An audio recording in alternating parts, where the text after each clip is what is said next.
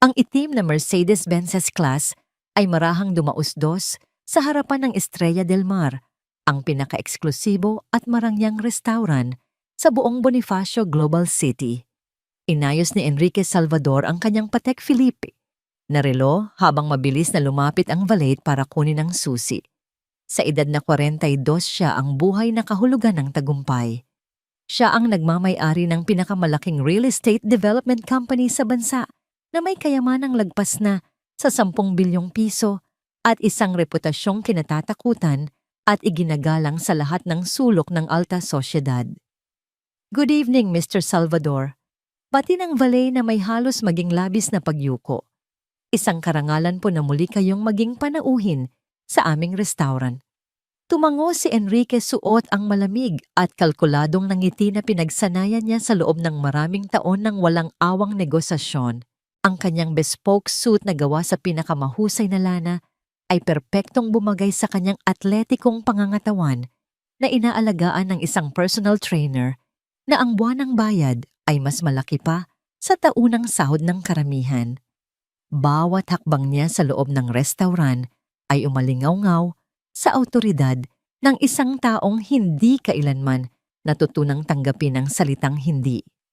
Espesyal ang gabing ito. Kakasarado lang niya ng pinakamalaking kontrata ng kanyang karera, ang pagbili ng isang kalabang kumpanya na magbibigay sa kanya ng halos monopolyo sa mga luxury condominium sa buong Metro Manila. Oras na para magdiwang. Inimbita niya si Bianca, isang 28 taong gulang na modelo na nakilala niya sa isang charity gala noong nakaraang linggo. Isang babaeng maganda, sopistikada at higit sa lahat, lubos na humahanga sa kanyang kayamanan. Ang loob ng Estrella del Mar ay isang palabas ng karangyaan. Mga chandelier na gawa sa libu-libong piraso ng kristal ang nakabitin mula sa matataas na kisame. Ang mga dingding ay pinalamutian ng mga orihinal na obra ng mga pambansang alagad ng sining at bawat mesa ay may sariwang bulaklak na inaangkat pa mula sa Europa. Ang mga presyo ay napakamahal na ang isang hapunan lang ay katumbas na ng isang buwang sahod ng isang pamilyang may 5 miyembro. Mr. Salvador, magalang na bati ng Metro D. Nakahanda na po ang inyong karaniwang mesa. Mayroon po ba tayong ibang inaasahan ngayong gabi? Oo, darating anumang oras si Miss Bianca. Siguraduhin mong perpekto ang lahat. Sagot ni Enrique sa kanyang makapangyarihang boses na nahubog ng mga taon ng pag-uutos sa daan-daang empleyado. Habang iginagabay siya patungo sa kanyang mesa sa VIP section na may tanawin ng kumikinang na city skyline, pakiramdam ni Enrique ay nasa tuktok siya ng mundo. 3 taon na ang lumipas mula nang maghiwalay sila ng kanyang asawa. 3 taon kung saan pinarami niya ang kanyang yaman na kipag-date sa pinakamagagandang babae sa Asia at nakamit ang lahat ng kanyang ninanais sa sume. Si Liza. Si Liza ay isang pansamantalang balakid lamang sa kanyang landas patungo sa kadakilaan. Isang aral na natutunan tungkol sa hindi paghahalo ng damdamin at negosyo. Umupo siya sa kanyang silyang-yari, sa Italian leather na katingin sa mga ilaw ng lungsod na halos pag-aari na niya. Mula sa mga nagtataasang gusali sa BGC hanggang sa mga exclusive resort sa Palawan, ang kanyang imperyo ay nakalatag sa buong bansa. Igagalang kinatatakutan at kinaiinggitan. Nais niyo po bang dalhin ko na ang wine list, sir? Maingat na tanong ng isang waiter. Ang Chateau Margaux, $9.95. Sagot niya nang hindi man lang tinitingnan ang binata. At siguraduhin mong nasa eksaktong temperatura. Kinuha ni Enrique ang kanyang Vertuphone at tiningnan ang mga mensahe. Nag-text si Bianca na mahuhuli ito ng ilang minuto dahil sa trapiko. Perpekto. May oras siyang basahin ang mga email mula sa kanyang mga international partners at kumpirmahin ang pulong bukas para sa isang bagong proyekto sa Singapore. Habang nagtatype siya ng tugon tungkol sa arkitektura ng kanyang bagong tore, isang anino ang lumapit sa kanyang mesa may dalang bote ng alak. Bilang reaksyon, itinaas niya ang kanyang tingin para kumpirmahin kung tama ang label. At doon huminto ang kanyang mundo. Ang Vertuphone ay nadulas mula sa kanyang mga kamay, bumagsak sa sahig na gawa sa marmol na may matinis na kalansing na umalingaw-ngaw sa biglaang katahimikan na bumalot sa kanyang isipan. Si Liza. Si Liza Alcantara ay nakatayo sa kanyang harapan, hawak ang bote ng alak na may mga kamay na bahagyang nanginginig. Suot niya ang uniforme ng restaurant, isang malinis na puting blusa, itim na palda hanggang tuhod, at isang itim na apron na hindi kayang itago ang isang bagay na agad na nakita ni Enrique at tumama sa kanya na parang isang malakas na suntok sa puso. Buntis siya. Kitang-kita na buntis. Ang bilog niyang tiyan ay hindi maipagkakaila sa ilalim ng uniforme, marahil mga 7 buwan na. Nagbago ang kanyang mukha. Nawala ang malambot na itsura ng kabataan na kanyang naaalala. Napalitan ng mga guhit ng pagod at isang pamumutla na nagsasabi ng mga gabing walang tulog at patuloy na pag-aalala. Ang kanyang buhok na dati ay laging perpektong nakaayos sa mamahaling salon ngayon ay nakatali lang sa isang simpleng ponytail. Ngunit ang pinakatumama sa kanya ay ang mga mata nito. Ang mga berdeng mata na minsan ay tumingin sa kanya nang may walang pasubaling pagmamahal ngayon ay nakatitig sa kanya na may halo-halong gulat, kahihiyan at isang bagay na tila purong takot. Gusto niyo po bang buksan ko na ang bote, sir? Tanong ni Liza sa boses na pilit ginagawang propesyonal, ngunit bahagyang nababasag sa mga dulo. Natigilan si Enrique. Ang kanyang isip na karaniwang nagpoproseso ng impormasyon sa bilis ng kidlat para sa mga desisyon sa negosyo na nagkakahalaga ng bilyon-bilyon ay bigla na lang huminto. Hindi niya kayang iproseso ang kanyang nakikita. Si Liza. Ang kanyang Liza ang babaeng itinapon niya mula sa kanyang buhay na parang basura 3 taon na ang nakalipas, ay nakatayo sa kanyang harapan buntis at nagsisilbi ng mga mesa sa isang lugar kung saan ang ginagastos niya sa isang gabi ay mas malaki pa sa buwan ng sahod nito. Ang mga alaala ay bumuhos sa kanyang isipan na parang isang hindi mapigilang pagguho ng lupa. Si Liza sa kanilang kasal, nagniningning sa isang wedding gown na nagkakahalaga ng ₱250,000, nangangako ng walang hanggang pag-ibig. Si Liza sa kanilang penthouse nagluluto para sa kanya tuwing Linggo ng umaga, mahinang kumakanta habang inihahanda ang kanyang kape sa eksaktong paraan na gusto niya. Si Liza na umiiyak noong huling gabi nila, nagmamakaawa na isaalang-alang nila ang pagkakaroon ng anak, na magbuo sila ng pamilya. Ang negosyo ang aking prioridad. Malamig niyang sinabi noon. Ang isang anak ay isang magastos at hindi kinakailangang abala. Kung hindi mo yan maintindihan, siguro hindi ikaw ang tamang babae para sa akin. At ngayon, narito siya, malinaw na nagdadalang tao sa anak na tinanggihan niyang buuin, kasama niya nagtatrabaho sa isang lugar kung saan ang isang tip ay marahil mas malaki pa sa kinikita niya sa isang linggo. Sir, ulit ni Liza ang boses niya, ngayon ay mas tensyonado. Batid na napapansin na ng ibang mga customer at empleyado ang kakaibang tensyon sa kanilang mesa. Ang bote po. Sinubukan ni Enrique magsalita, ngunit ang mga salita ay bumara sa kanyang lalamunan. Paano napunta si Liza sa ganitong kalagayan? Pagkatapos ng diborsyo, sinigurado niyang makakatanggap ito ng sapat na halaga. Hindi ito naging mapagbigay, pero hindi rin niya ito iniwan sa kalye. Anong nangyari sa perang yon? Sino ang ama ng dinadala niyang sanggol? Ako. Nautal si Enrique, pakiramdam ay isa siyang kinakabahang teenager sa unang pagkakataon sa loob ng maraming dekada.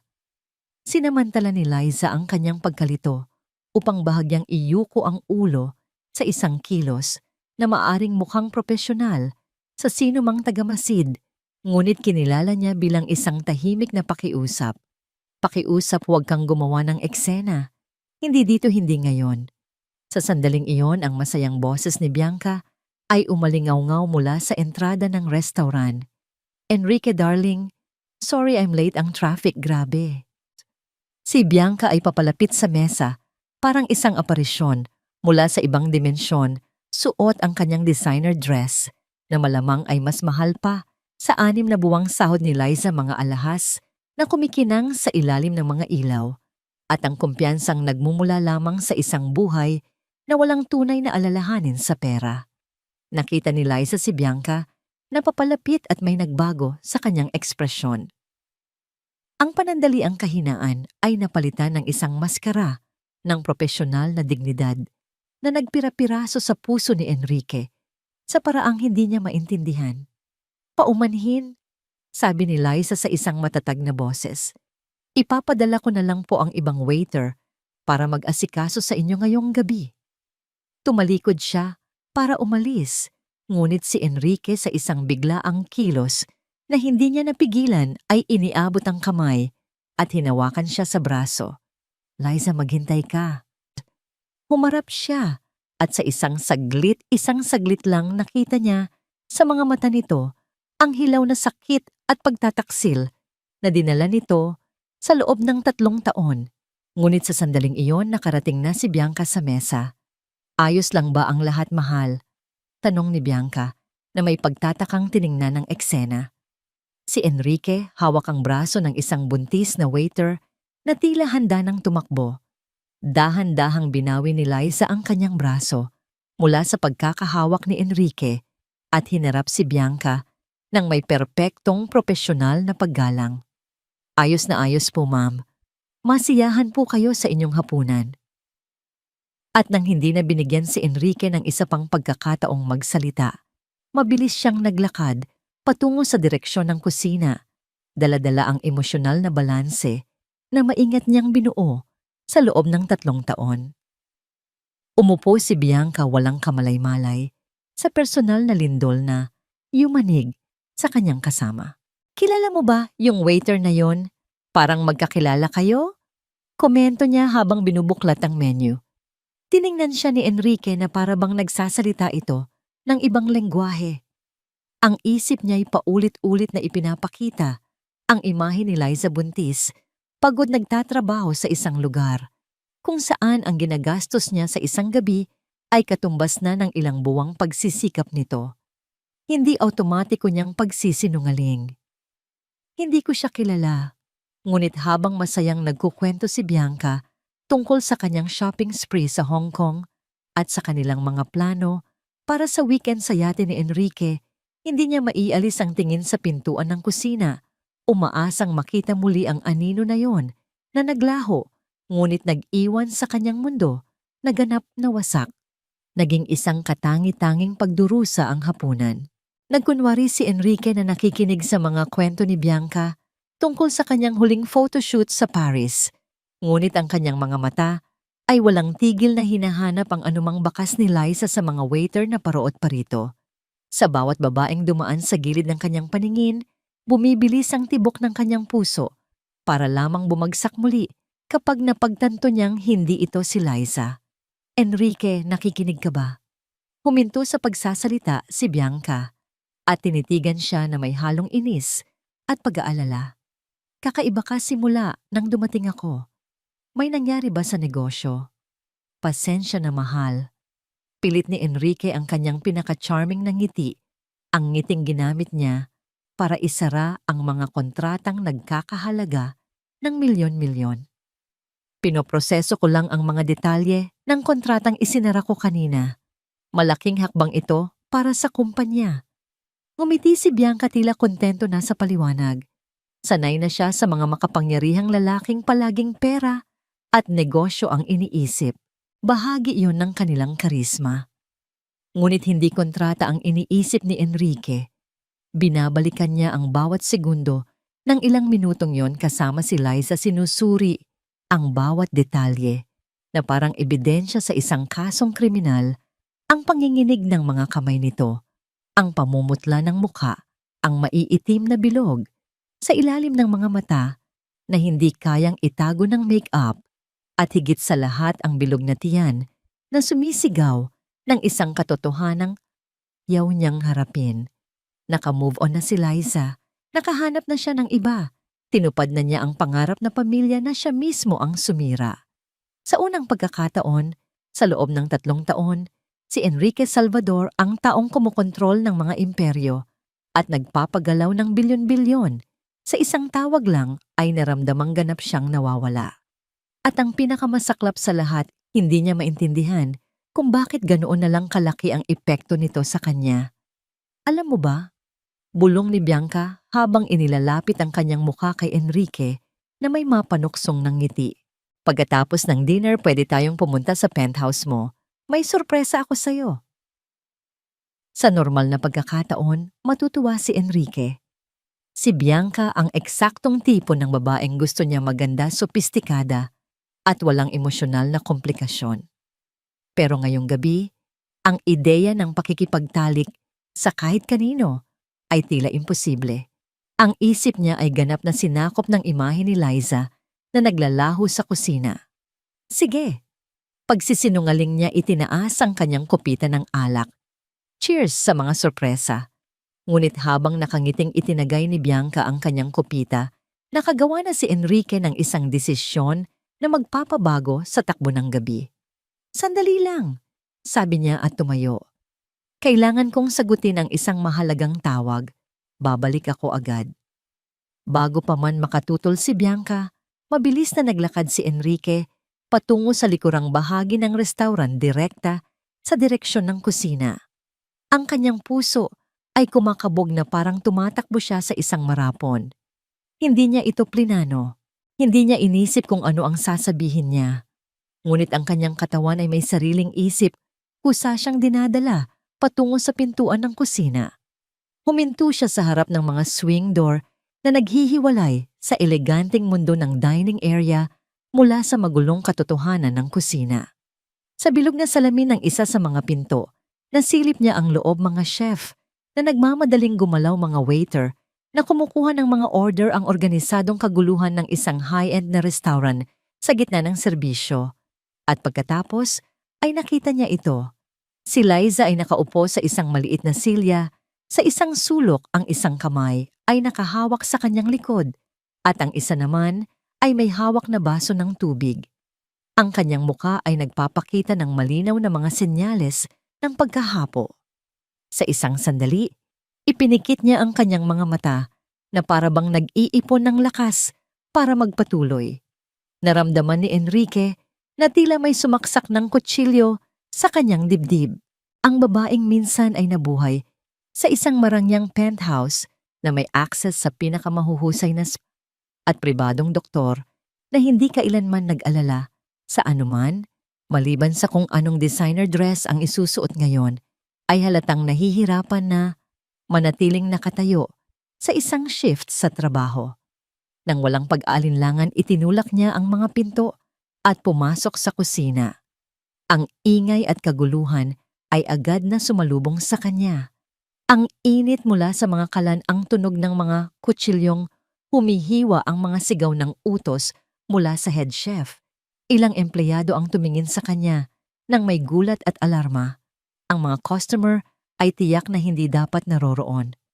Sir, bawal po kayo dito. Mabilis na lumapit ang isa sa mga sous chef, pinupunasan ang mga kamay sa kanyang apron. Ngunit hindi siya pinansin ni Enrique. Ang kanyang mga mata ay nakatuon kay Liza na nagtaas ng tingin nang marinig ang komosyon.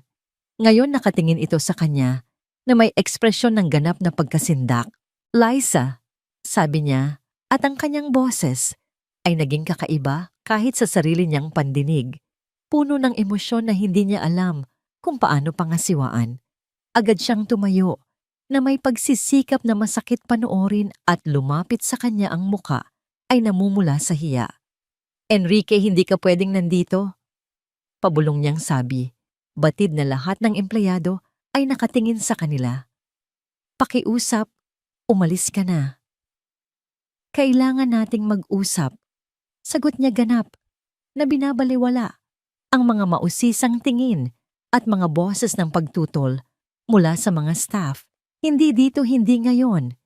Hinawakan siya ni Liza sa braso nang may mas malakas na puwersa kaysa sa inaasahan niya at iginabay siya patungo sa isang pinto sa likod na patungo sa eskinita. Magkakaproblema ako dahil sa'yo. Kailangan ko tong trabaho. Lumabas sila sa malamig na hangin ng gabi at sa unang pagkakataon, sa loob ng 3 taon, sila ay ganap na nag-iisa. Ang kaibahan ay brutal. Ang marumi at madilim na eskinita kumpara sa karangyaan ng restaurant na kanilang iniwan. Sumandal si Liza sa pader na ladrilyo, humihingal isang kamay, ay likas na pinoprotektahan ng kanyang tiyan. Anong gusto mo, Enrique?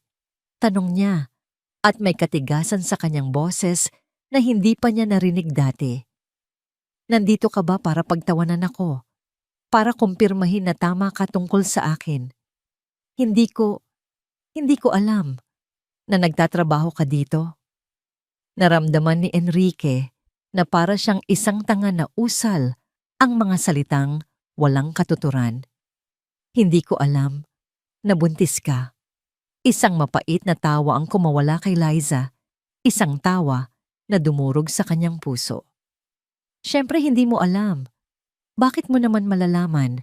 3 taon na ang nakalipas, sinabi mo sa akin nang napakalinaw na ayaw mo nang malaman ang anuman tungkol sa buhay ko. Ang mga alaala ng huling gabing iyon ay bumalik na parang mga saksak. Si Liza umiiyak nagmamakaawa na muling isaalang-alang ang diborsyo. Siya malamig na parang yelo iniaabot ang mga inihanda ng papeles at sinasabing maaari siyang pumirma ng maayos o sisiguraduhin ng kanyang mga abogado na wala siyang makukuhang kahit 1 sentimo. Yung pera sa diborsyo, bulong ni Enrique. Binigyan kita ng sapat para maging maayos ka sa loob ng maraming taon. Nagbago ang ekspresyon ni Liza, lalong tumiga. Yung pera sa diborsyo, tinutukoy mo ba yung 500,000 piso na ibinigay mo sa akin pagkatapos ng 5 taong pagsasama? Pagkatapos kong buuin ang buong buhay ko sa paligid mo. Naramdaman ni Enrique na tila siya sinampal. Sa kanyang isip ang 500,000 ay isang malaking halaga. Para sa kanya iyon ang ginagastos niya sa isang weekend getaway. Ngunit ngayon, habang nakikita si Liza na buntis at nagtatrabaho bilang waiter, napagtanto niya kung gaano kakulang at katawa-tawa ang halagang iyon. Liza, akala mo ano? Putol niya. At sa unang pagkakataon, may mga luha sa kanyang mga mata. Akala mo, mabubuhay ako. Habang buhay doon, akala mo pagkatapos ng 5 taong pagiging asawa mo, kung saan ang tanging trabaho ko ay maging perpekto. Para sa mga business event mo, madali lang para sa akin na makahanap ng trabaho. Hindi nakapagsalita si Enrique. Sa panahon ng kanilang pagsasama, iniwan ni Liza ang kanyang trabaho bilang art teacher para maging perpektong asawa. Siya ang nag-organisa ng kanyang mga party, nagdekorasyon ng kanilang mga bahay, at naging kasama niya sa bawat mahalagang social function. Hindi niya kailanman naisip kung gaano kahirap para sa kanya na muling bumuo ng isang karera. Ilang buwan na yan, tanong niya, nagbago ng usapan dahil hindi niya kayang harapin ang sariling pagkakasala. Hinawakan ni Liza ang kanyang tiyan, 7 buwan at kalahati. Mabilis na nagkalkula si Enrique. Nangangahulugan iyon na nabuntis siya wala pang 1 taon pagkatapos ng kanilang diborsyo. Ang ideya na si Liza ay may ibang lalaki agad-agad pagkatapos ng kanilang paghihiwalay ay sumakit sa kanya sa paraang hindi niya maintindihan. Sino ang ama?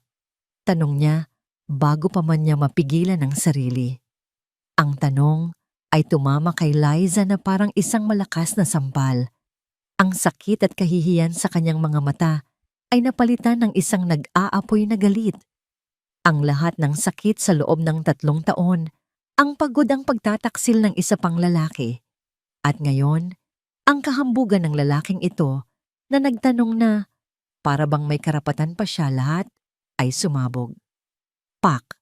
Ang malutong na tunog ng kanyang palad na dumapo sa pisngi ni Enrique ay umalingaw-ngaw sa tahimik na eskinita. Ang lakas ng sampal ay nagpatagilid sa ulo ni Enrique at isang namumulang marka ang agad na lumitaw sa kanyang balat. Napatanga si Enrique, hindi dahil sa sakit, kundi dahil sa gulat. Si Liza ang malumanay. Mapagmahal na si Liza na hindi man lang makasakit ng langgam ay sinampal siya. Wala kang karapatan. Sigaw ni Liza ang mga luha ay malayang dumadaloy sa kanyang mga pisngi. Ang kanyang dibdib ay mabilis na tumataas baba sa tindi ng emosyon. Wala kang karapatang tanungin yan. Nasaan ka noong kailangan ko ng isang tao? Nasaan ka noong mag-isa kong hinarap ang lahat ng ito? Iniwan mo ako. Tinapon mo ako na parang basura. At ngayon, darating ka dito na parang may pakialam ka pa, hindi? Yan. Trabaho. Mo. Bawat salita ay parang isang suntok. Naramdaman ni Enrique ang bawat patak ng kanyang pagmamataas na natutunaw na papalitan ng isang malalim na kahihiyan. Tama siya. Tama siya sa lahat ng bagay. Gusto niyang magsalita, humingi ng tawad, ngunit ano ang sasabihin niya? Walang salita ang makakapagbura sa sakit na idinulot niya. Sa sandaling iyon, bumukas ang pinto sa likod at lumabas ang manager ng restaurant. Isabella May, problema ba dito? At sino? Huminto ang manager nang makilala ang mukha ni Enrique. Kahit sa madilim na eskinita ang mukha ni Enrique Salvador ay kilala sa buong lungsod. Ang galit sa mukha ni Liza ay napalitan ng purong takot. Sir Ramirez, wala po. Nag-uusap lang po kami. Pasensya na po. Tiningnan ng manager si Enrique pagkatapos ay kay Liza. Napansin ang namumulang pisngi ni Enrique at ang mga luha ni Liza. Bumalik ka na sa loob, Isabela. At kayo, sir. Sabi niya kay Enrique na may pag-aalinlangan. Kailangan niyo na pong bumalik sa inyong kasama. Pakiusap. Halos pabulong na, sabi ni Liza kay Enrique, ang kanyang mga mata ay nagmamakaawa. Huwag mong hayaang mawalan ako ng trabaho. Ito na lang ang meron ako. Nang walang ibang salita, mabilis na pumasok si Liza sa loob.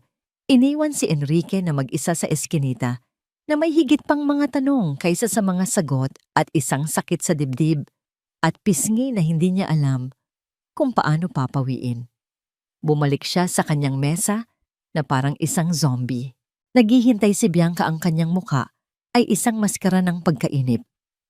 Saan ka ba nanggaling lumalamig na ang pagkain mo? Umupo si Enrique at tiningnan ang kanyang plato ng steak na nagkakahalaga ng 10,000 piso, halos katumbas ng 1 linggong sahod ni Liza. Sa unang pagkakataon sa kanyang buhay, ang karangyaan na nakapalibot sa kanya ay tila mahalay. Bianca, bigla niyang sabi, kailangan na nating umalis. Habang binabayaran niya ang bill gamit ang kanyang black card na walang limitasyon, ang kanyang isip ay bumubuo na ng isang plano. Ang pagkikitang ito ay hindi pa tapos, ni hindi pa nagsisimula. Hindi nakatulog si Enrique ng gabing iyon o ng sumunod na gabi. Mula sa kanyang penthouse na nagkakahalaga ng 200 milyong piso na may malawak na tanawin ng buong lungsod, nanatili siyang gising hanggang madaling araw, nakatitig sa mga kumikinang na ilaw sa ibaba. Sa isang lugar sa gitna ng mga ilaw na yon ay naroon si Liza. Marahil sa isang maliit at murang apartment, hirap matulog dahil sa kanyang malaking tiyan habang nag-aalala kung paano babayaran ang mga bill sa katapusan ng buwan. Ang imaheng iyon ay walang tigil na bumabagabag sa kanya. Sa loob ng 3 taon, nagawa niyang kumbinsihin ang sarili na tama ang kanyang naging desisyon. Ang kasal ay isang pagkakamali. Si Liza ay masyadong emosyonal, masyadong palaasa, masyadong tao para sa mundong kanyang ginagalawan. Sinabi niya sa sarili na mas magiging maayos ito kung wala siya na makakahanap ito ng isang taong mas angkop para sa kanya. Ngunit ang makita siya sa restaurant na yon ay sumira sa lahat ng kanyang mga dahilan. Ang sampal, ang mga luha, ang mga salitang, ito na lang ang meron ako. Bawat detalye ay parang isang matulis na patalim na paulit-ulit na tumutusok sa kanyang konsensya. Mr. Salvador. Ang boses ni Eileen, ang kanyang personal assistant, ang pumutol sa kanyang pag-iisip. 3:00 na ng madaling araw, ngunit alam ni Eileen na kapag tinawagan siya ni Enrique sa ganitong oras ito ay isang bagay na hindi maaaring maghintay. Nasa opisina ako. Sabi ni Enrique sa telepono, ang kanyang boses ay paos dahil sa kakulangan ng tulog at sobrang pag-iisip. Pumunta ka dito. Ngayon na. Pagkalipas ng 30 minuto, pumasok si Eileen sa malawak na opisina ni Enrique. Maaasahan mahusay at lubos na tapat si Eileen ang kanyang kanang kamay sa loob ng 5 taon. Nakita niya si Enrique sa lahat ng sitwasyon mula sa pagdiriwang ng mga bilyong pisong kasunduan hanggang sa pagharap sa mga corporate takeovers, ngunit hindi pa niya ito nakitang ganito. Ang mamahaling suit ni Enrique ay lukot, ang kanyang buhok ay magulo at may isang uri ng desperasyon sa kanyang mga mata na hindi pa niya nakita kailanman. May kailangan akong ipagawa sa'yo, sabi ni Enrique nang walang anumang paunang salita. At ito ay lubos na kumpidensyal, walang sino man ang dapat makaalam. Kahit ang board of directors. Tumango si Eileen, kinuha ang kanyang tablet. Siyempre sir, ano po ang kailangan niyong malaman? Isang tao. Imbestigahan mo siya. Huminga ng malalim si Enrique. Ang pangalan niya ay Liza Alcantara, dating Liza Salvador. Bahagyang nanlaki ang mga mata ni Eileen sa pagkabigla, ngunit agad niyang itinago ito. Alam niya ang tungkol sa dating asawa ni Mr. Salvador, ngunit sa loob ng 5 taon, hindi man lang nabanggit ang pangalan nito. Isa itong bawal na paksa. Kailangan kong malaman ang lahat. Pagpapatuloy ni Enrique ang kanyang boses, ay nagiging mas mahigpit, mas apurado. Saan siya nakatira? Ano ang eksaktong sitwasyon niya sa pananalapi? Saan siya nagtrabaho mula noong diborsyo? At higit sa lahat, huminto siya, tila nahihirapang bigkasin ang mga susunod na salita. Kailangan kong malaman ang lahat tungkol sa lalaking nakabuntis sa kanya. Mabilis na nag-type si Eileen, hindi nagtanong. Masyado siyang profesional para doon. Kailan niyo po kailangan ng impormasyon, sir? Kahapon, sagot ni Enrique. Pero sige, nagawin mo ang lahat para makuha ito sa lalong madaling panahon. Tumango si Eileen at tumalikod na para umalis, ngunit pinigilan siya ni Enrique. Eileen, isa pa pala. Tumingin siya sa kanyang assistant. Ang kanyang mukha ay puno ng isang emosyon na hindi pa nakikita ni Eileen sa kanya pag-aalala. Kumuha ka rin ng impormasyong medikal. Kailangan kong malaman kung maayos lang ba siya. At ang sanggol, sa pagkakataong ito, hindi na naitago ni Eileen ang kanyang pagkagulat. Ngunit tumango lamang siya at tahimik na lumabas ng opisina. Ginugol ni Enrique ang buong araw na naglalakad-lakad sa kanyang penthouse na parang isang hayop na nakakulong sa hawla. Sinubukan niyang magtrabaho, ngunit hindi siya makapag-focus. Sinubukan niyang tawagan si Bianca para humingi ng paumanhin sa biglaan niyang pag-alis kagabi. Ngunit ang ideya na makipag-usap tungkol sa mga walang kabuluhang bagay ay nagbigay sa kanya ng pagduduwal. 5:00 ng hapon, bumalik si Eileen na may dalang isang makapal na folder at isang ekspresyon na hindi mabasa ni Enrique. Hindi ito awa, ngunit hindi rin ito basta profesional na kawalang interes. Anong nalaman mo? Tanong agad ni Enrique, hindi na makapaghintay. Umupo si Eileen sa tapat ng kanyang mesa, halatang hindi komportable sa kanyang iuulat. Sir, komplikado po. Sabihin mo lahat. Si Liza Alcantara ay nakatira sa isang 1-bedroom apartment sa Quezon City. Ang upa ay 10,000 piso kada buwan. Simula ni Eileen, binabasa ang kanyang mga tala. Nagtatrabaho siya sa Estrella del Mar 5 gabi. Sa isang linggo, kumikita ng minimum wage plus tips. Nagtatrabaho rin siya tuwing weekend, naglilinis ng mga bahay sa isang subdivision sa Alabang. Bawat salita ay parang isang sampal. Mabilis na nagkalkula si Enrique. Ang kinikita ni Liza sa isang buwan ay mas mababa pa sa ginagastos niya sa isang bote ng alak. Ang ama ng bata. Tanong niya hindi sigurado kung gusto niya talagang malaman. Binuklat ni Eileen ang folder at naglabas ng ilang dokumento. Dito po nagiging mas masakit. Ang ama ay si Martin Reyes, isang 35 taong gulang na arkitekto. Nagsimula ang relasyon nila 8 buwan matapos ang inyong diborsyo. Seryoso daw po ang relasyon. Nag-propose siya ng kasal nang malaman nilang buntis si Liza. Naramdaman ni Enrique na tila may isang kutsilyong bumaon sa kanyang dibdib at dahan-dahang iniikot. Naka-move on si Liza. Nakahanap ito ng pag-ibig. Muntik ng ikasal. Anong nangyari? Tanong niya sa isang pilit na boses. Tumingin si Eileen sa kanya ng may awa. May isa pa pong sikreto si Martin Reyes. Kasal na po siya.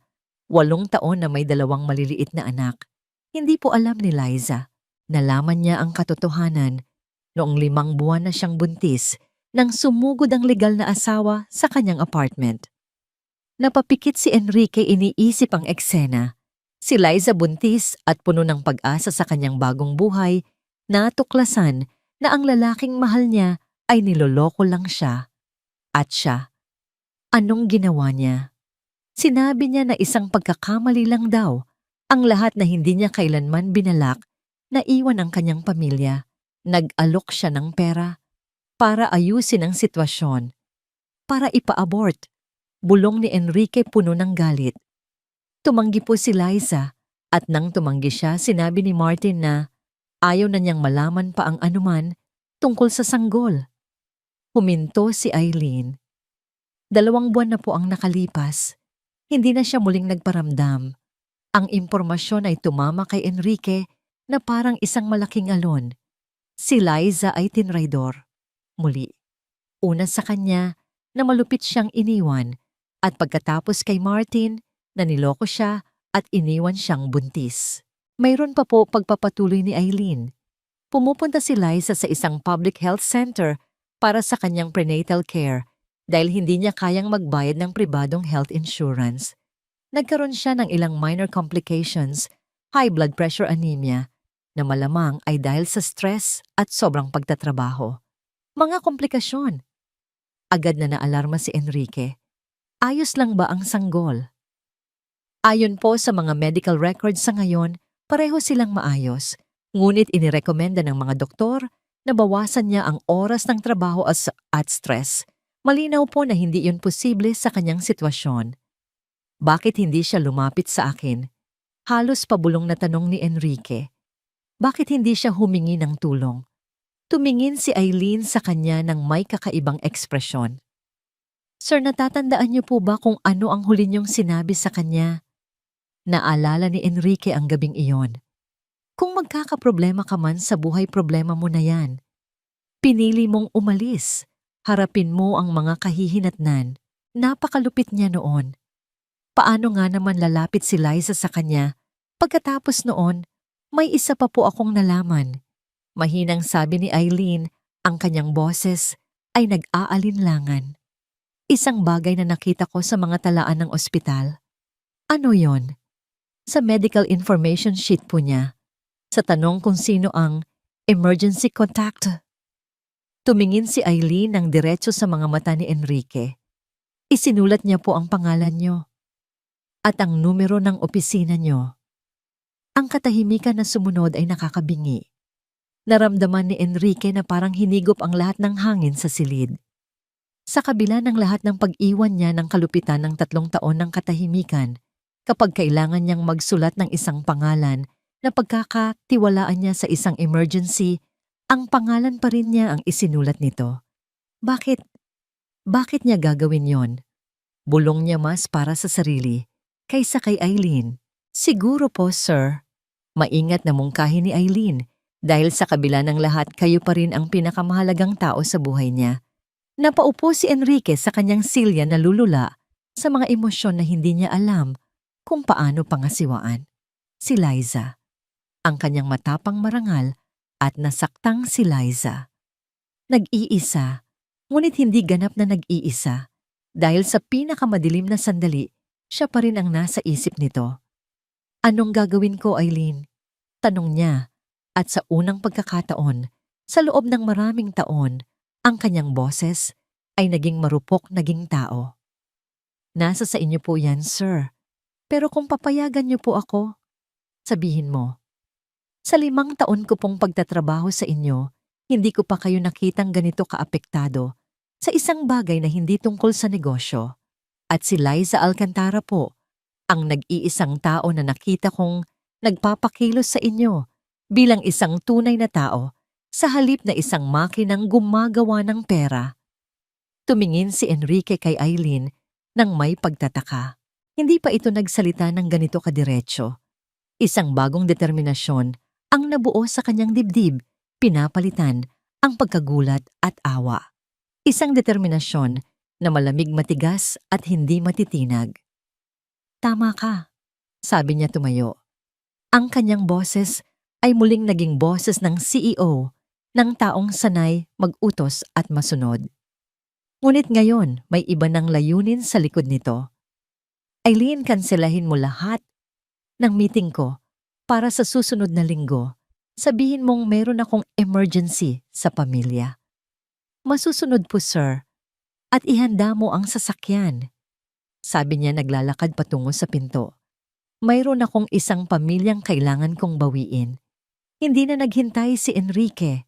Kinabukasan Sabado ng umaga, iniwan niya ang kanyang Mercedes-Benz sa garahe at kinuha ang isang hindi gaanong kapansin-pansing SUV. Nagmaneho siya papunta sa Quezon City sa isang lugar na ganap na kabaligtaran ng kanyang mundo sa BGC.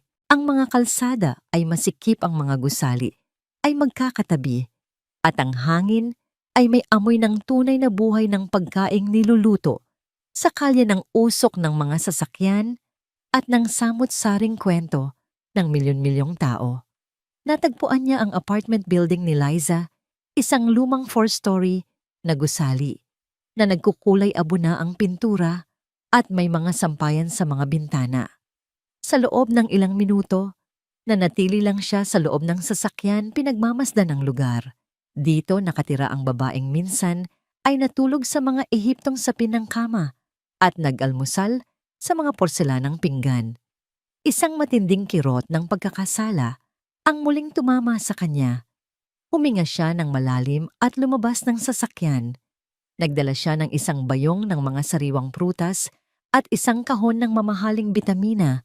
Para sa mga buntis, isang awkward na handog. Alam niya, ngunit hindi niya alam kung paano pa magsisimula. Nasa 2 palapag ang unit ni Liza, walang elevator. Habang paakyat siya sa hagdan ng semento, ang bawat hakbang ay tila isang pag-amin sa kanyang mga pagkukulang. Pagdating sa pinto ng Unit 3B, nagatubili siya. Ano nga ba ang sasabihin niya? Anong karapatan niyang biglang pumasok muli sa buhay nito? Bago pa man siya makapagdesisyon, bumukas ang pinto. Isang babae na nasa mga huling bahagi ng kanyang 60s ang lumabas, may dalang maliit na bag ng basura. Ang babae ay may mga guhit ng hirap sa mukha, ngunit ang kanyang mga mata ay matalas at matalino. Ang postura niya ay tuwid at puno ng dignidad. Agad na nakita ni Enrique ang pinagmulan ng sige narito ang pagpapatuloy. Agad na nakita ni Enrique ang pinagmulan ng lakas ni Liza. Nagkatinginan sila. Tiningnan siya ng babae mula ulo hanggang paa, ang kanyang mamahaling damit, ang kanyang relo, ang aura ng kapangyarihan na hindi maitatago. Isang pagkilala ang dumaan sa mga mata nito na mabilis na napalitan ng isang malamig at matigas na ekspresyon. Anong ginagawa mo dito? Tanong ng babae, ang kanyang boses ay walang anumang bahid ng pagbati. Magandang umaga po. Magalang na sabi ni Enrique. Hinahanap ko po si Liza Alcantara. Ako po si Enrique Salvador. Alam ko kung sino ka. Putol ng babae, ang kanyang mga mata ay parang 2 matulis na patalim. Siya si Consuelo Alcantara, ang ina ni Liza. Ang tanong ko, ano ang ginagawa mo sa pamamahay ko? Gusto ko po sanang makausap si Liza. Sabi ni Enrique pilit na pinapanatili ang kanyang kahinahunan. Mahalaga po. Wala na si Liza. Sagot ni Consuelo. Nasa trabaho siya. Naglilinis ng bahay ng ibang tao para may maipakain sa anak niya at sa sarili niya. Isang bagay na hindi mo na siguro kailangang gawin. Ang bawat salita ay may diin at puno ng pangungutya. Naiintindihan ko po na galit kayo sa akin. Galit. Isang mapait na tawa ang kumawala kay Consuelo. Ang galit ay isang maliit na salita, Ginoo. 3 taon kong pinanood ang anak kong unti-unting mamatay sa loob. Pinanood ko siyang umiyak tuwing gabi hanggang sa wala ng luhang lumabas. Pinanood ko siyang subukang buuin muli ang kanyang sarili mula sa mga pira-pirasong iniwan mo. Kaya't wag mo akong sabihan ng tungkol sa galit. Hindi nakakibo si Enrique.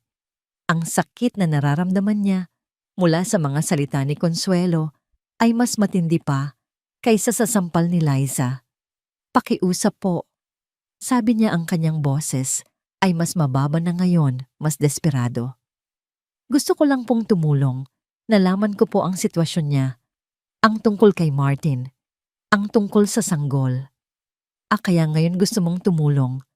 Sabi ni Consuelo umiling. Ngayong nasa pinakamababa na siya. Para saan? Para gumaan ang konsensya mo. Para makatulog ka ng mas mahimbing sa iyong milyong-pisong kama. Binuksan niya ng mas maluwag ang pinto. Sige, pumasok ka. Tumingin ka sa paligid. Ito ang buhay na ibinigay mo sa anak ko. Pumasok si Enrique sa maliit na apartment. Malinis at maayos ito, ngunit hindi maitatago ang katotohanan ng kahirapan.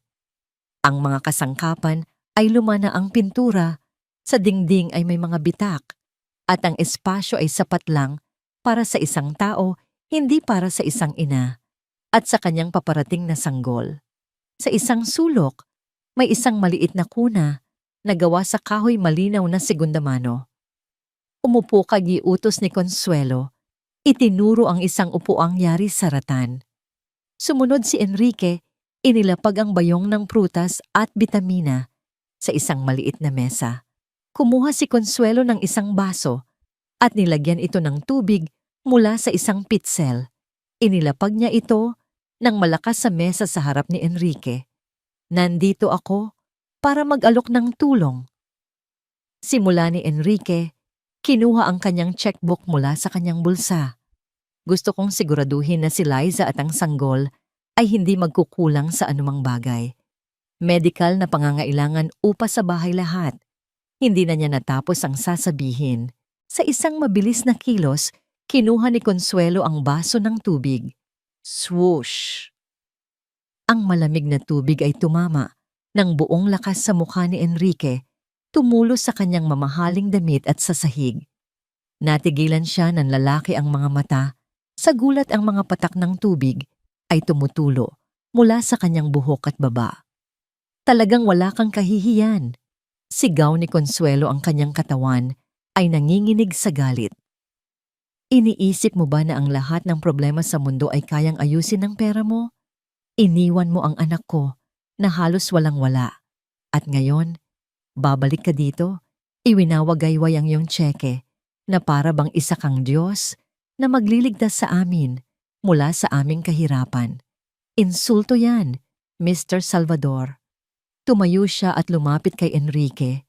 Ang kanyang mga mata ay nag-aapoy. Maaring mahirap kami, pero meron kaming dangal.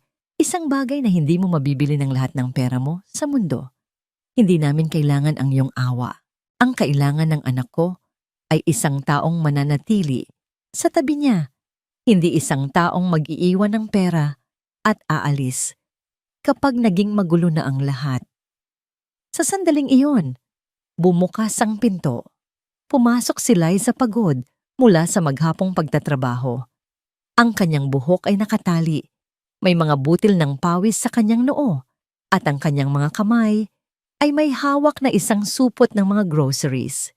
Huminto siya nang makita ang eksena ang kanyang ina na sumisigaw si Enrique na nakaupo basang-basa na may ekspresyon ng ganap na pagkabigla sa kanyang mukha.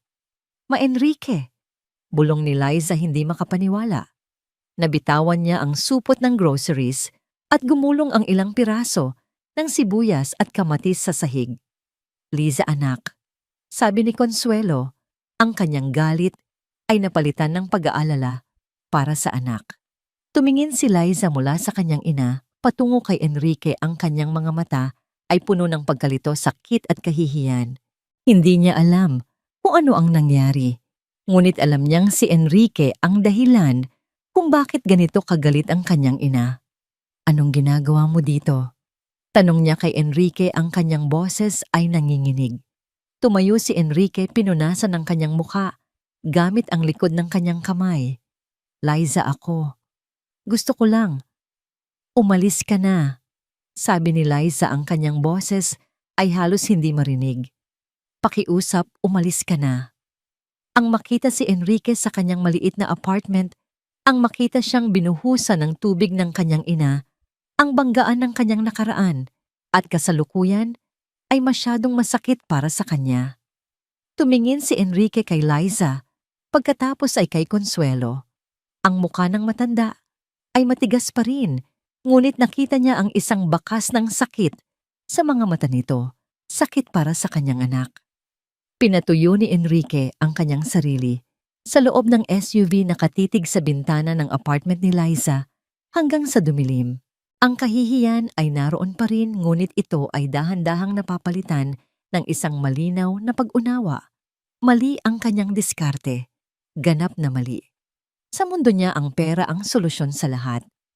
Ngunit sa mundo ni Liza at Consuelo, ang pera ay simbolo ng kapangyarihan na ginamit niya para saktan sila.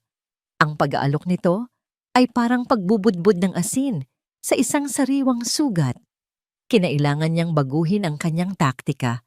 Kung gusto niyang patunayan na nagbago na siya, kailangan niyang gawin ang mga bagay na hindi kayang bilhin ng pera. Kailangan niyang mag-alay ng isang bagay na mas mahalaga, ang kanyang oras at pagsisikap. Lunes ng gabi, pagkatapos ng mahabang araw sa opisina, kung saan hindi siya makapag-focus, hindi umuwi si Enrique sa kanyang penthouse. Sa halip, nagtungo siya sa isang maliit na grocery store at bumili ng mga sangkap. Pagkatapos sa kusina ng kanyang opisina, na karaniwang ginagamit lamang para magtimpla ng kape, sinubukan niyang gawin ang isang bagay na hindi na niya ginawa sa loob ng halos 20 taon ang magluto. Sa tulong ng isang recipe video mula sa YouTube, nagluto siya ng mainit na sopas ng manok, isang simpleng ulam ngunit puno ng sustansya para sa isang buntis. Maingat niya itong inilagay sa isang thermal flask. Pagkatapos, nagmaneho siya muli patungo sa Quezon City. Hindi siya umakyat sa apartment. Sa halip, ipinarada niya ang kanyang sasakyan sa isang di kalayuang kanto at naglakad patungo sa sakayan ng bus kung saan alam niyang bababa si Liza mula sa trabaho o sa Estrella del Mar. 11:00 na ng gabi. Ang kalsada ay mas tahimik na, ngunit meron pa ring ilang mga taong pauwi mula sa kanilang mga night shift. Tumayo siya sa ilalim ng isang poste ng ilaw, suot ang isang simpleng polo shirt at pantalon, hawak ang flask. Pakiramdam niya ay kakatwa at wala sa lugar. Ilang mga nagdaraan ang tumingin sa kanya nang may pagtataka, isang lalaking halatang hindi kabilang doon nag-iisa sa gabi. Ngunit hindi siya umalis. Pagkalipas ng 15 minuto, isang bus ang huminto. Bumaba ang ilang pasahero at sa gitna nila, nakita niya si Liza. Mas lalo siyang mukhang pagod kaysa dati. Dahan-dahan siyang naglakad, ang isang kamay ay nasa kanyang likod, isang malinaw na senyales ng pananakit. Hinarang niya ang daan nito. Liza. Nagulat si Liza na paatras. Enrique, anong ginagawa mo dito? Ang kanyang mga mata ay maingat, handa sa anumang posibleng komprontasyon. Alam kong pagod ka. Mahinang sabi ni Enrique, iniabot ang flask. Nagdala ako ng sopas. Mainit pa. Tinitigan ni Liza ang flask, pagkatapos ay tumingin sa kanya. Ang kanyang mukha ay isang halo ng pagkalito. at hinala. Hindi ko kailangan yan. Liza pakiusap, sabi niya. Hindi ito pera. Pagkain lang. Kumain ka. Para sa'yo. At para sa baby. Ang pagbanggit sa sanggol ang nagpatigil sa kanya. Tumingin siya sa flask muli pagkatapos ay umiling. Hindi. Umalis ka na, Enrique. Naglakad siya palayo. Hindi siya sinundan ni Enrique. Nanatili lang siyang nakatayo doon. Hawak ang sopas, pinapanood siyang maglakad palayo hanggang sa maglaho sa isang madilim na eskinita. Isang kabiguan. Ngunit hindi siya sumuko. Kinabukasan Martes ng gabi, bumalik siya. Sa pagkakataong ito, nagdala siya ng arroz caldo na may maraming luya na nabasa niya sa internet na mabuti para sa mga buntis. Muli, hinintay niya si Liza sa sakayan ng bus. Nang makita siya ni Liza, ang pagkalito sa mukha nito ay napalitan ng inis. Ano na naman to, Enrique, isa ba tong laro para sa'yo? Hindi ito laro. Sagot niya, muling iniabot ang lalagyan. Gusto ko lang siguraduhin na kumakain ka ng maayos. Kaya kong alagaan ang sarili ko. Matigas niyang sabi at muling naglakad palayo. Miyerkules, nagdala siya ng nilagang baka. Huwebes, tinolang manok. Biyernes, isang simpleng ensaladang prutas. Gabi-gabi naroon siya. Hindi na siya gaanong nagsasalita.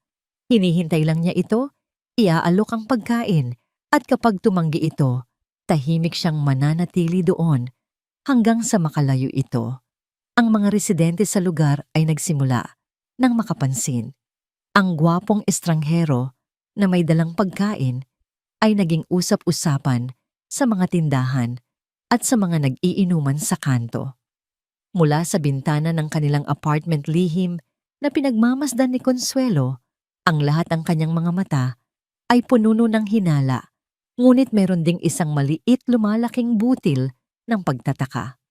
Sabado ng gabi, malakas ang buhos ng ulan. Nag-aalala si Enrique. Ang pag-commute sa ganitong panahon ay tiyak na mas mahirap para kay Liza. Nagdala siya ng payong at isang mainit na tsokolate bukod sa sopas na inihanda niya. Ang bus ay na-late ng husto dahil sa baha. Nang sa wakas ay dumating ito, halos hating gabi na. Bumaba si Liza, basang-basa ang laylayan ng kanyang palda, nanginginig sa ginaw. Halatang halata ang kanyang pagod. Nang makita niya si Enrique na naghihintay, may payong, wala ng inis sa kanyang mukha. Tanging pagod na pagtataka. Nandito ka pa rin. Sabi niya, ang kanyang boses ay halos hindi marinig sa lakas ng ulan. Sabi ko naman sa'yo. Sagot ni Enrique, itinaas ang payong para masakop silang dalawa. Ang lapit nila ngayon ay nagpadala ng isang kuryente sa pagitan nila. Hindi ako aalis. Nakatayo sila doon sa gitna ng ulan sa ilalim ng iisang payong. Tahimik. Ang tanging maririnig ay ang patak ng ulan sa payong at ang malayong ugong ng mga sasakyan. Sa wakas, binali ni Liza ang katahimikan. Bakit mo to ginagawa, Enrique? Tanong niya, ang kanyang mga mata ay nakatitig sa kanya, naghahanap ng isang sagot na totoo. Ang totoong dahilan. Tumingin si Enrique sa kanyang mga mata, hinayaan niyang makita nito ang lahat ng emosyon. Napilit niyang itinatago ang pagsisisi, ang pangungulila, ang takot. Dahil ito ang dapat kong ginawa, 3 taon na ang nakalipas. Sagot niya ng may buong katapatan. Dapat inalagaan kita. Dapat hindi kita iniwan. Nabigo ako noon, Liza. At alam kong huli na para sa maraming bagay, pero gusto kong subukang bumawi. Hindi para sa sarili ko, kundi para sa'yo. Dahil deserve mo ang isang taong mag-aalala kung kumain ka na ba o kung nabasa ka ba ng ulan. Tinitigan siya ni Liza ng matagal, tila sinusuri ang bawat salita, ang bawat guhit sa kanyang mukha. Ang ulan ay patuloy na bumubuhos sa kanilang paligid, lumilikha ng isang maliit pribadong mundo para sa kanilang dalawa. Dahan-dahan iniabot ni Liza ang kanyang kamay at kinuha ang flask ng sopas mula sa kanya. Salamat, bulong niya. Naramdaman ni Enrique na parang isang malaking bato ang naalis sa kanyang dibdib.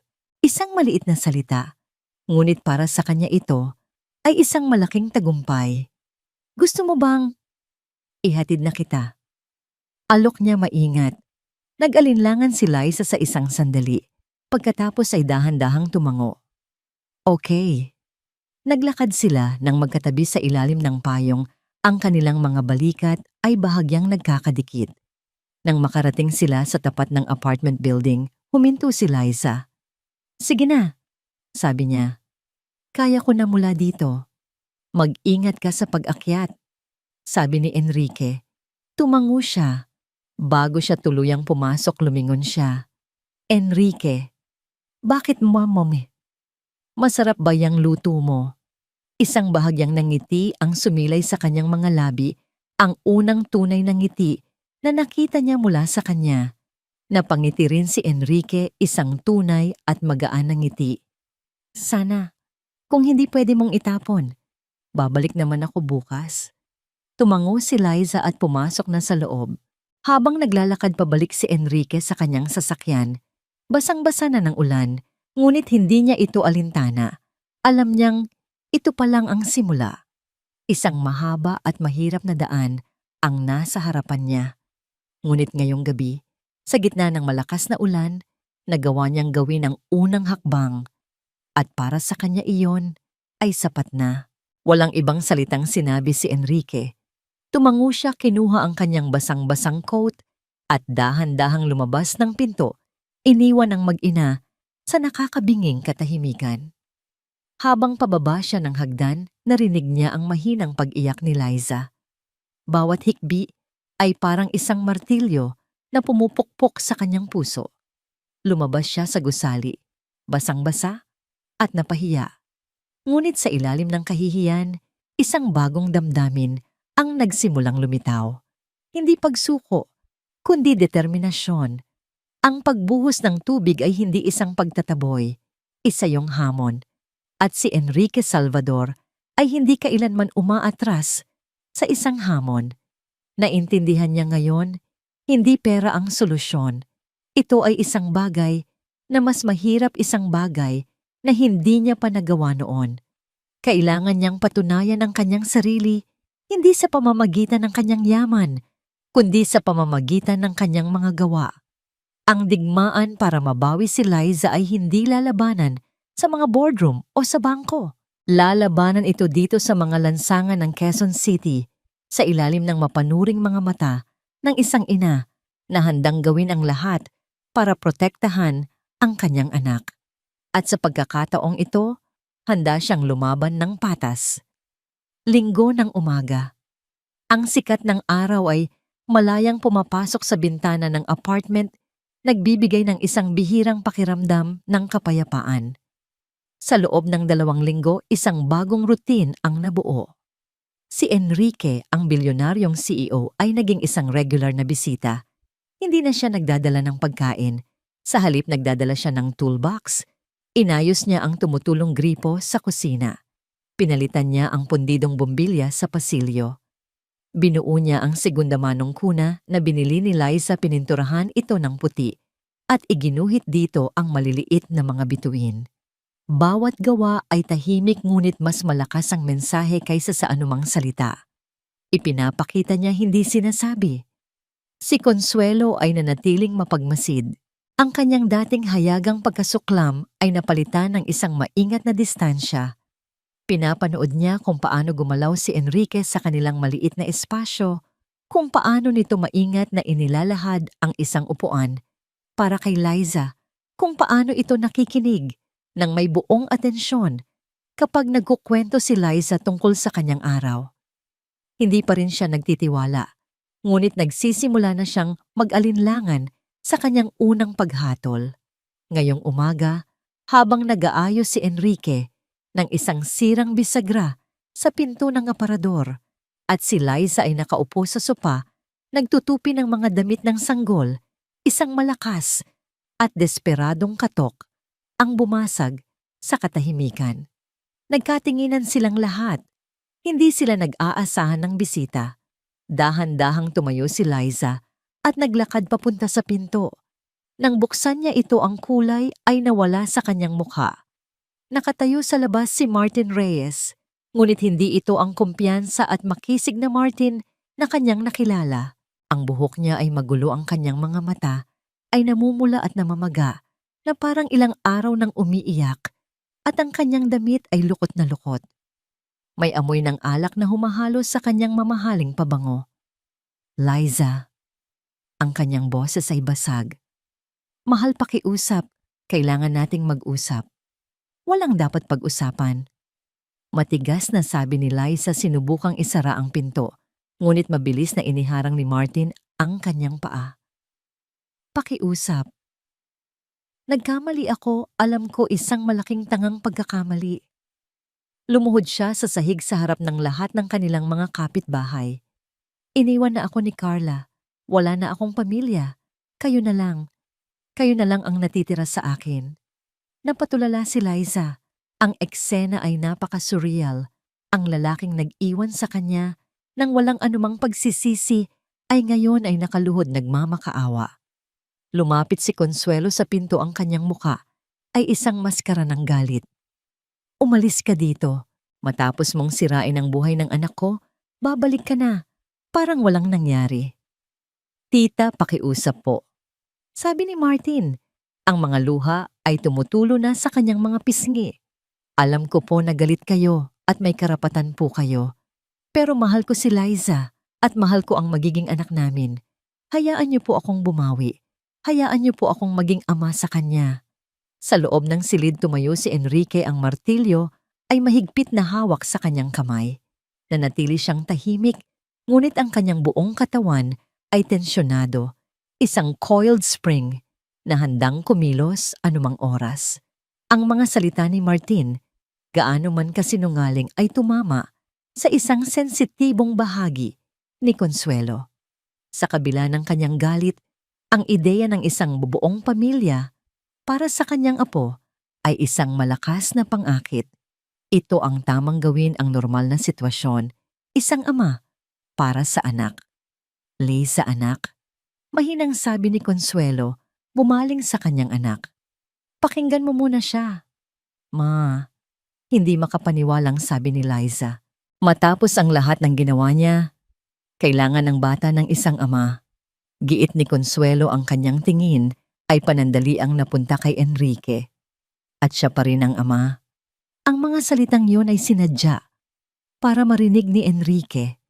Isang paalala na sa mata ng lipunan at marahil sa mata rin niya si Enrique ay isang tagalabas.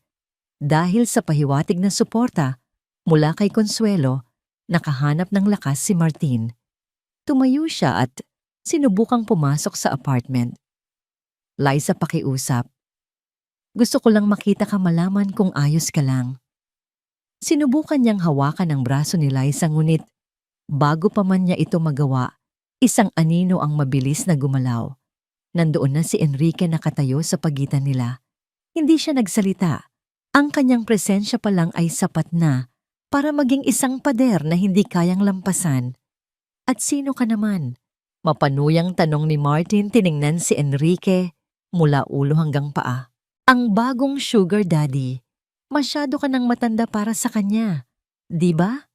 Hindi pa rin kumibo si Enrique. Ang kanyang mga mata ay malamig na parang yelo. Huwag kang makialam dito, Salvador. Sabi ni Martin, ang kanyang takot ay napalitan ng kahambugan. Usapang pamilya to. Ako ang ama ng dinadala niya. Anong karapatan mo dito? Iyon ang sandaling hinihintay ni Martin. Ang kanyang huling alas. Ang katotohanang biolohikal na hindi kayang baguhin ni Enrique.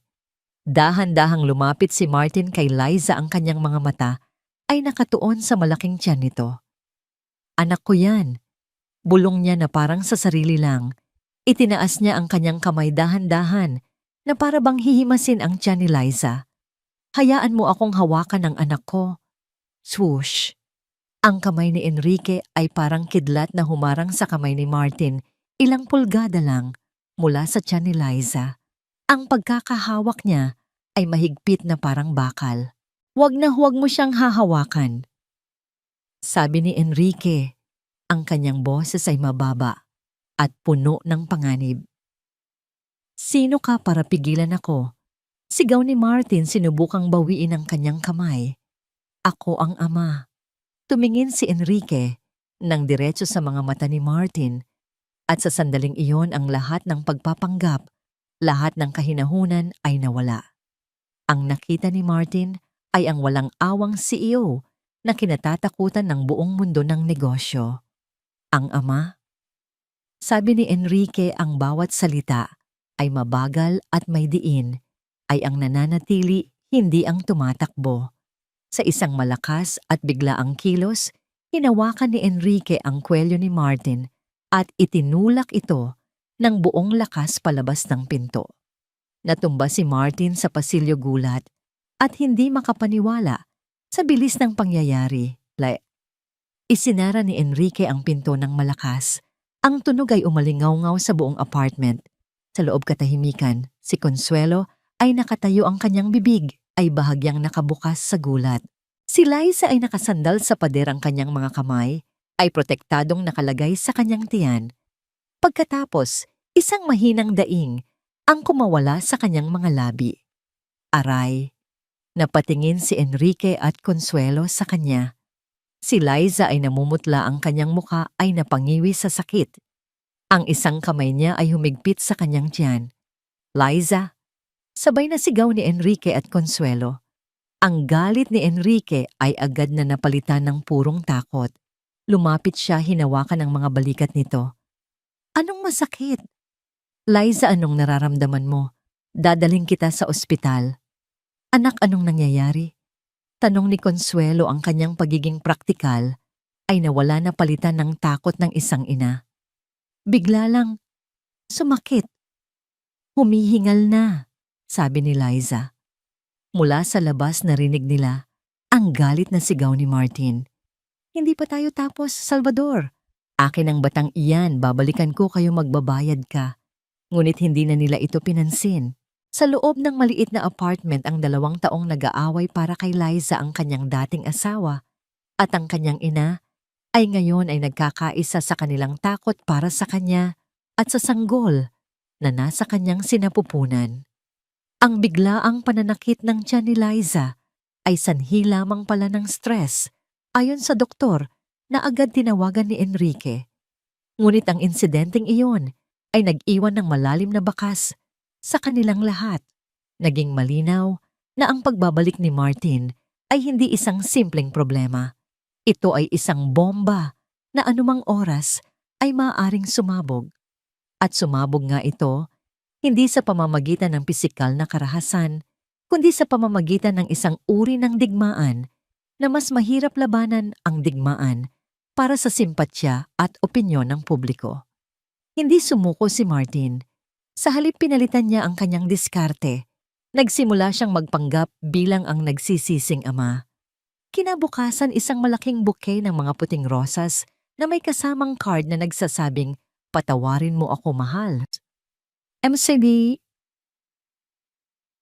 ang dumating sa apartment. Sinundan ito ng isang delivery ng mga gamit ng sanggol, isang mamahaling stroller, isang kahon ng mga imported na lampin, at isang set ng mga damit na pangsanggol na may tatak. Itapon mo yan, utos ni Consuelo, ngunit nakita ni Enrique ang pag-aalinlangan sa mga mata nito. Mahirap tanggihan ang mga bagay na alam niyang hindi nila kayang bilhin. Ang pinakamatindi ay nang sumipot si Martin sa Estrella del Mar. Nagpa-reserve siya ng mesa sa VIP section at sa buong gabi, pinanood niya si Liza mula sa malayo. Hindi siya gumawa ng gulo. Ngumiti lang siya ng malungkot tuwing mapapadaan si Liza, isang perpektong pagganap ng isang lalaking nasasaktan. Ang mga katrabaho ni Liza na nakarinig ng mga bulong-bulungan ay nagsimulang mag-usap. Ang gwapo naman pala ng ama ng dinadala niya, sabi ng isa. Mukhang nagsisisi na talaga, sabi naman ng isa pa. Naramdaman ni Liza na siya ay nasusukol.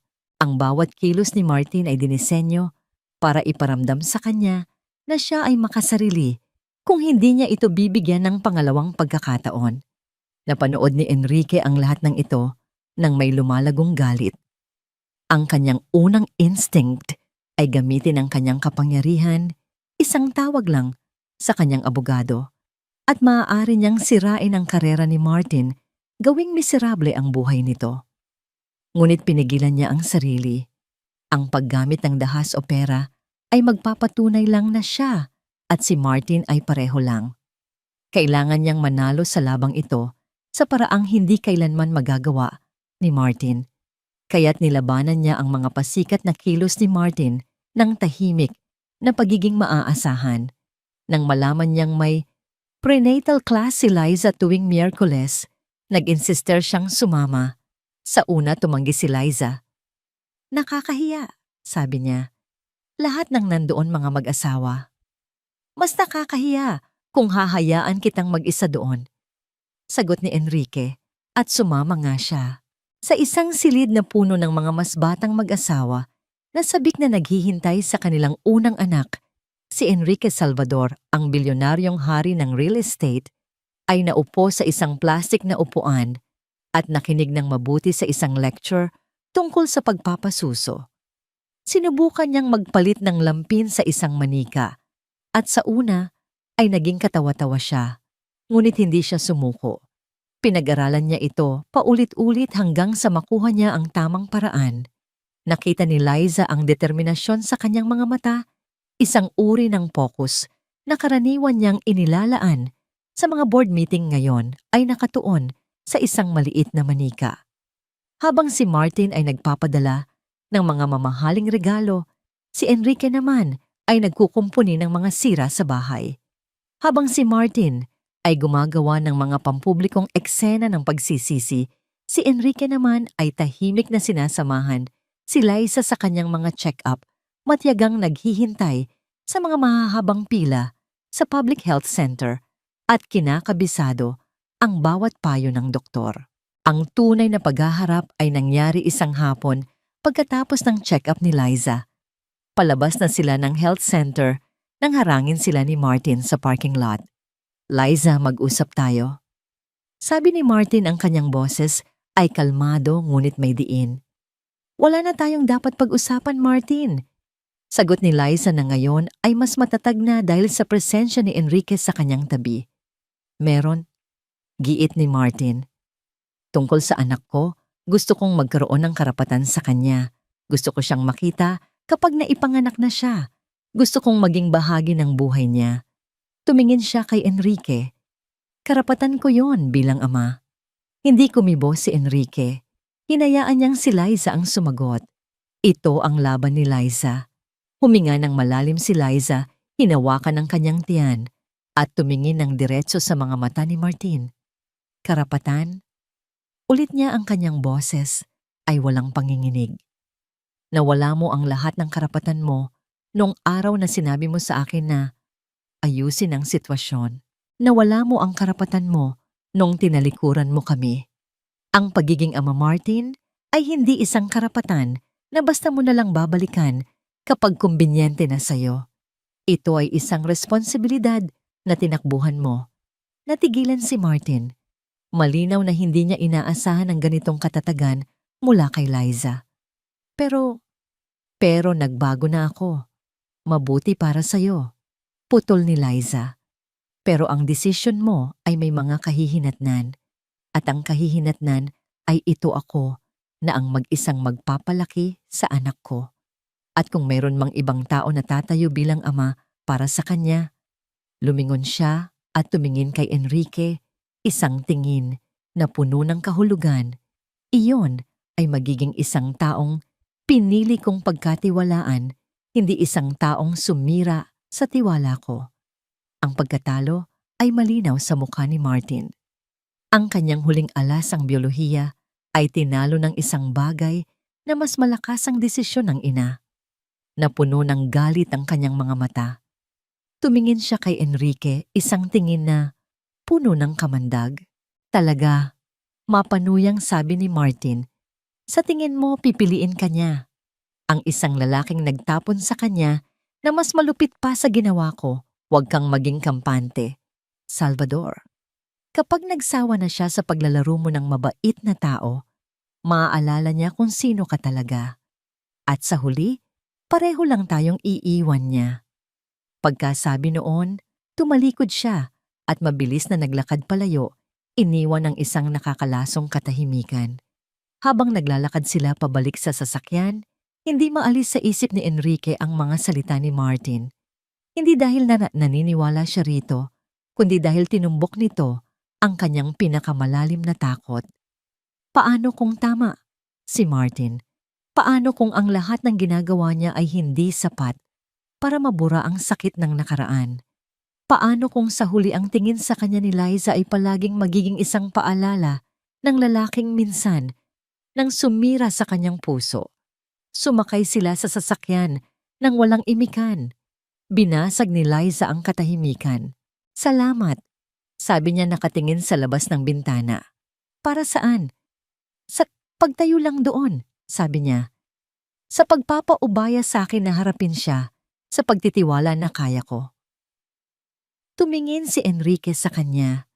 Sa mahinang ilaw ng dapit hapon, nakita niya ang isang bagong lakas, sa kanyang mukha isang bagong determinasyon. Palagi akong magtitiwala sa iyo, Liza, sabi niya.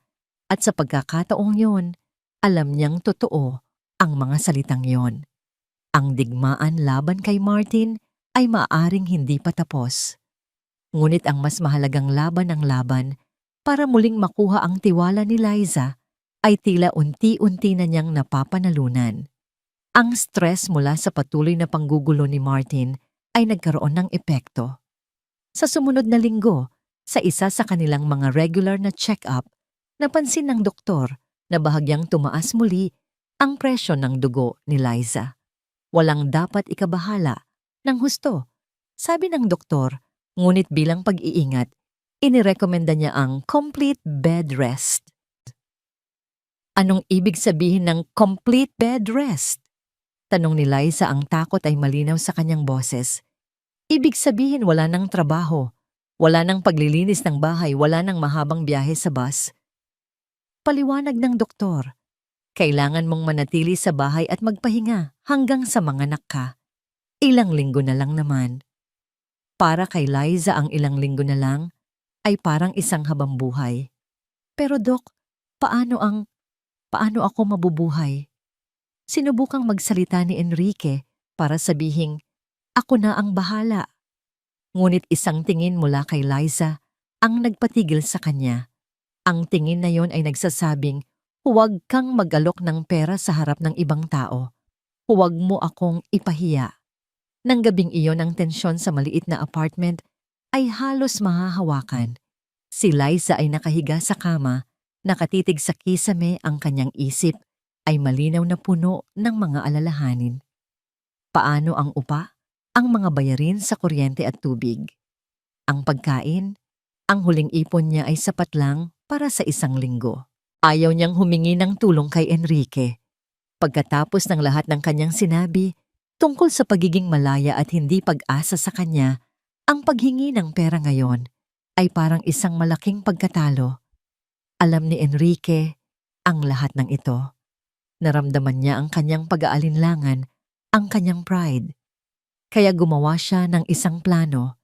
Kinabukasan habang nasa health center si Liza para sa isang follow-up test, kinausap niya ang landlady ng apartment, si Aling Puring. Aling Puring. Sabi niya inabutan ito ng isang sobrang puno ng pera.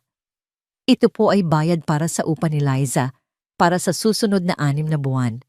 Pero may pakiusap po ako. Huwag niyo pong sasabihin na galing sa akin. Sabihin niyo na lang po na may isang anonymous benefactor mula sa isang charity organization para sa mga single mother na nagbigay.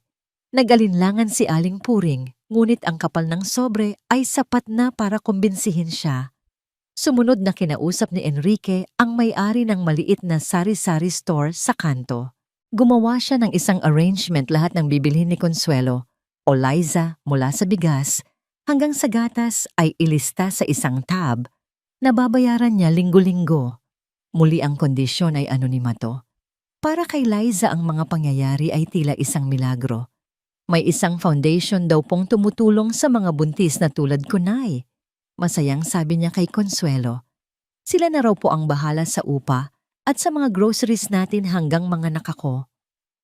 Ngunit si Consuelo Alcantara ay hindi isinilang kahapon.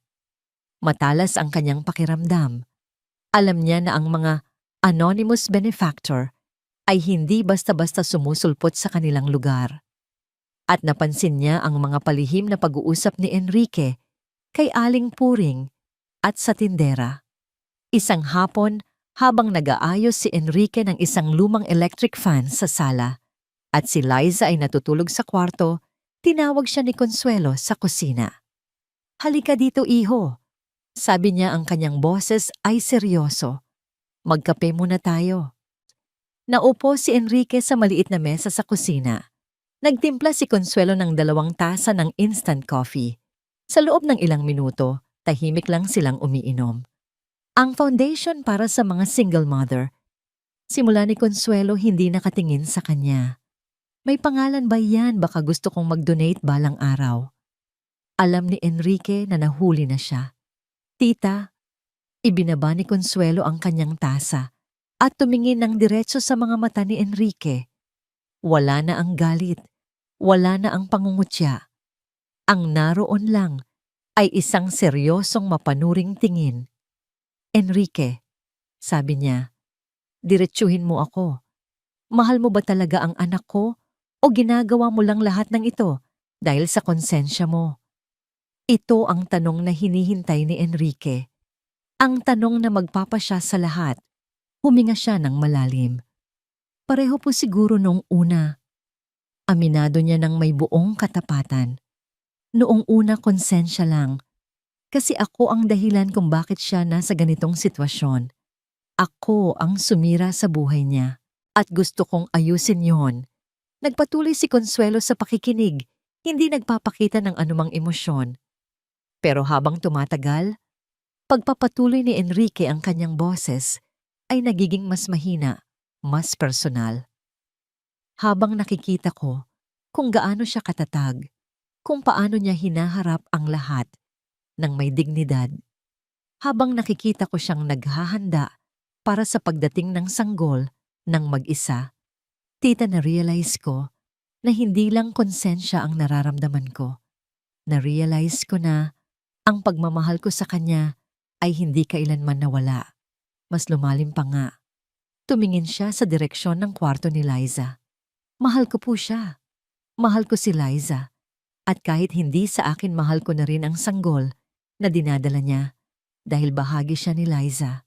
At gagawin ko ang lahat para maging maayos sila kahit na sa huli, hindi niya ako piliin. Kahit na sa huli, palayasin niyo ulit ako dito. Isang mahabang katahimikan ang namagitan sa kanila.